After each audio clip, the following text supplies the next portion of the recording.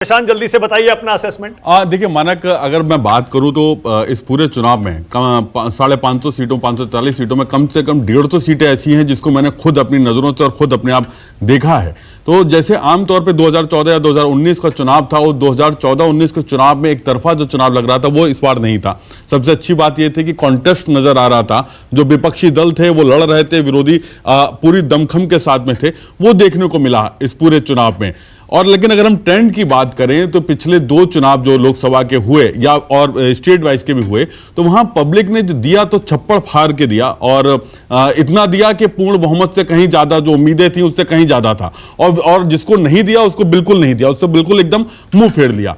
लेकिन इस बार चुनाव में वो नजर नहीं आ रहा कि अगर मैं 150 सीटों की बात करूं तो करीब 10 या 15% सीट्स ऐसी थी जहां पे बीजेपी को या एनडीए को एकदम सेफ पैसेज दिख रहा था, लेकिन बाकी सीट्स ऐसी थी जहां पे सीधे सीधे फाइट हो रही थी।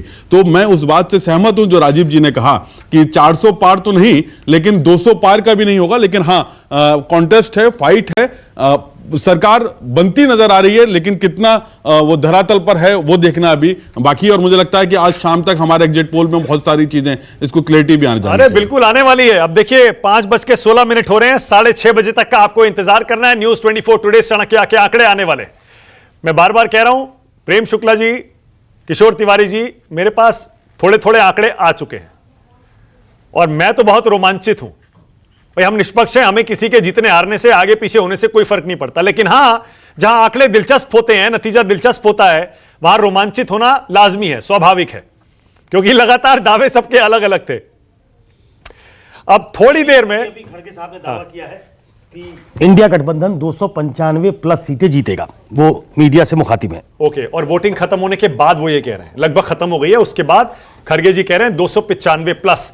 और ब्रेकिंग न्यूज जो आप नीचे भी देख रहे हैं, मल्लिकार्जुन खरगे ने थोड़ी देर पहले इंडिया गठबंधन की बैठक में यह फैसला किया है कांग्रेस पार्टी ने कि वो एग्जिट पोल की टीवी डिबेट्स में आज हिस्सा लेने जा रही है।